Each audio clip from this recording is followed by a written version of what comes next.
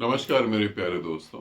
एक साधक ने पूछा है, गुरुदेव जब हम सो जाते तो हमारी आत्मा परमात्मा से मिलने जाती है और हमारे जो पूर्वज हैं उनसे भी मिलने जाती है, क्योंकि मेरी आत्मा कई बार ऐसी गति करती है जिससे मुझे ऐसा लगता है कि मेरी आत्मा परमात्मा से मिल रही है।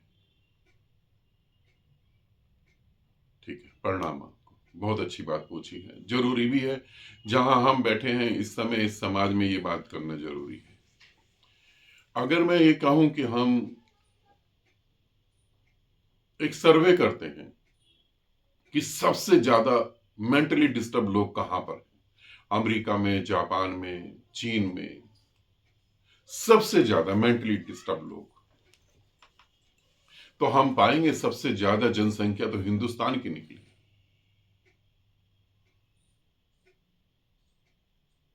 ये बढ़ी नहीं पाया आगे, ये वहीं दकियानुसी बातों में ही घूम रहा है। चीन ने वर्ल्ड रिकॉर्ड पैदा कर दिया अपने वहां सामान बना के उसे पूरी पृथ्वी पर सप्लाई करने का।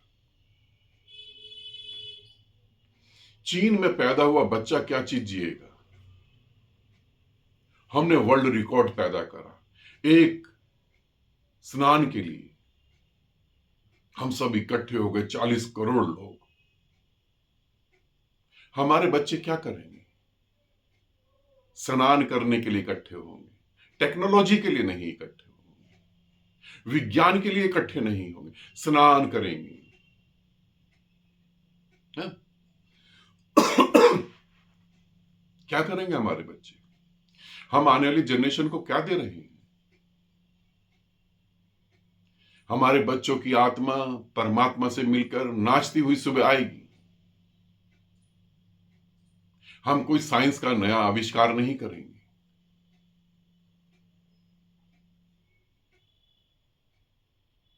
मैं सारे हिंदुस्तानियों को नहीं कह रहा हूं, मगर अधिकतर को कह रहा हूं।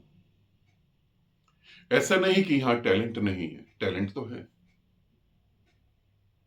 मगर अधिकतर जनसंख्या जो ज्यादा होती है उसी को गिना जाता है। अब प्रश्न पे आते हैं।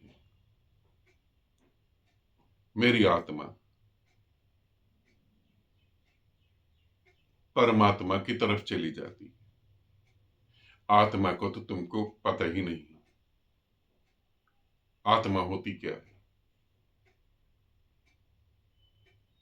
वो तो तुम्हें बिल्कुल नहीं पता।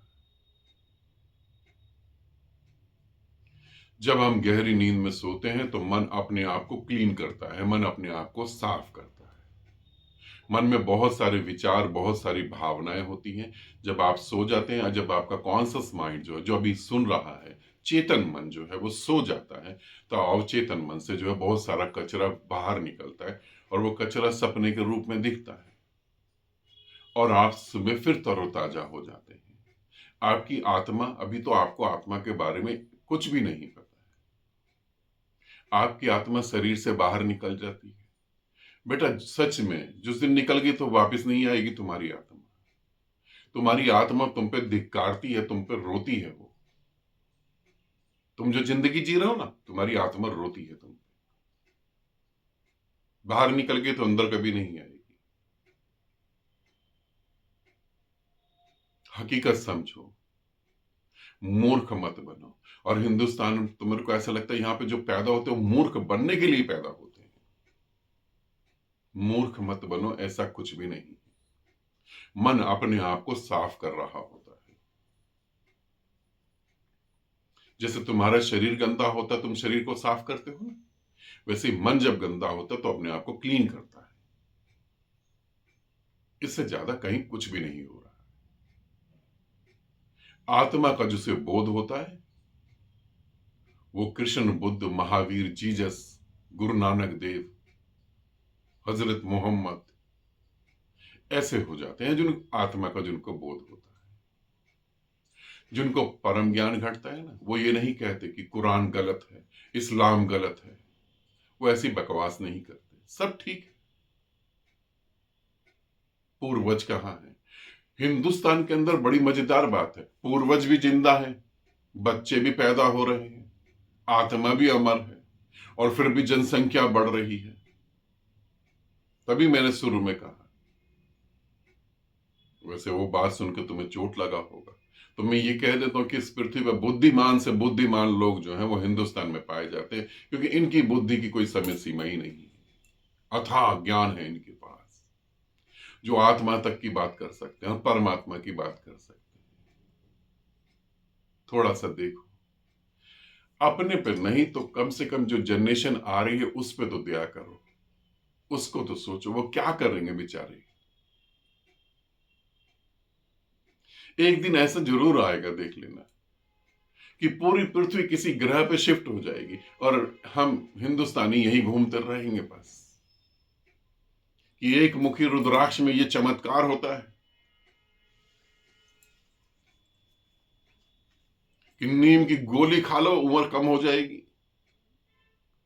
कि इस तारीख को ये करो और जीवन में चमत्कार, हम इसी में फंसे रहेंगे और पूरी दुनिया किसी और ग्रह पे चली जाएगी। हम यही करते रह जाएंगे बस। शिवलिंग से कौन सी रेज निकलती है, कौन सी तरंगे निकलती हैं, कैसे जल चढ़ाना है, तांबे के लोटे में पानी पीना है, भाई यहीं रह जाएंगे, मुझे पक्का पता है। और तुम ये मत सोच रहे कि मैं रह जाऊंगा, मैं तो अगला जन्म हिंदुस्तान में कभी नहीं लूंगा, कभी भी नहीं। परमात्मा देना भी चाहेगा तो उसे गुस्सा करके डांट दूंगा कि नहीं, मैंने ऐसे पाप नहीं करे कि तू मुझे वहां जन्म दे रहा है। ठीक है, आत्मा कहीं नहीं जाती। आनंदित रहो, सदा खुश रहो। बहुत बहुत प्रेम आप सभी।